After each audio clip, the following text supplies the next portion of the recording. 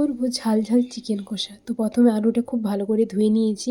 এবার নুন হলুদ দিয়ে দেবো লবণ, একটু হলুদ গুঁড়ো। তো তেল গরম হয়ে গেছে, এবার দিয়ে দেবো আলুগুলো।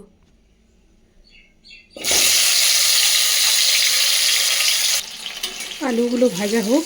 তো চলো তা করতে মশলাগুলো করে নিই।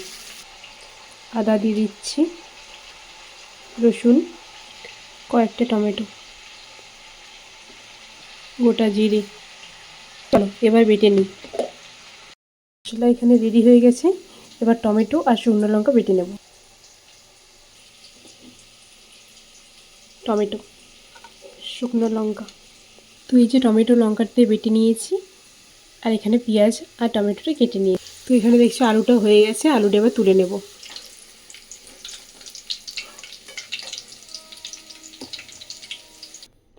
তো এই যে আলুগুলো তুলে নিয়েছি।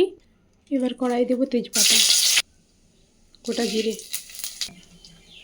পেঁয়াজ ভালো করে একটু ভেজে নেব।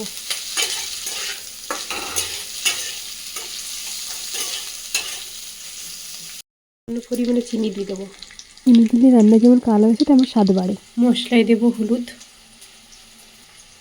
ধনে গুঁড়ো, দেবো লবণ। এবার মিক্স করে নেব। পেঁয়াজটাকে দেখা একদম লাল লাল করে ভেজে নেবো, আর একটু ভাজা ভাজা হোক, তারপরে মশলাটা দেবো। এগুলো খুব খরা খরা করে ভাজা হয়ে গেছে। এবার দেবো কয়েকটা লং। মশলাটা দিয়ে নিচ্ছি।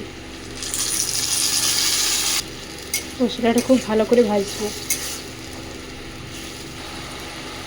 এবার দেবো এই মশলাটা। এবার দেবো টমেটো। এবার দেবো লঙ্কার গুঁড়ো। তো এখানে মশলাটা ভালো করে একটু কষে নিই। মশলাটা ভালো করে কষতে হবে। যত কষবে মশলা, মাংসের টেস্ট তত ভালো লাগবে। তো এই যে মশলাটা কষানো হয়ে গেছে, এবার মাংসগুলো দিয়ে দেবো। মাংসটা খুব ভালো করে ধুয়ে পরিষ্কার করে নিয়েছি, আর মশলাটা হয়ে গেছে খুব ভালো করে। এবার দিয়ে নেব, মাংসটা দিয়ে দিচ্ছি। তো এই যে মাংস দিয়ে দিচ্ছি, এবার কষাচ্ছি খুব ভালো করে।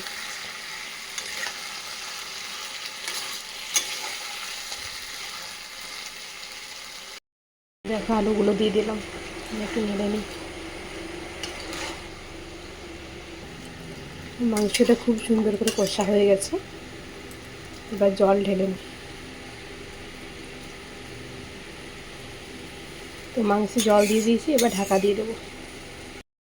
এই যে গরম গরম কষা কষা মাংস রেডি। চলো টাটা, বাই বাই।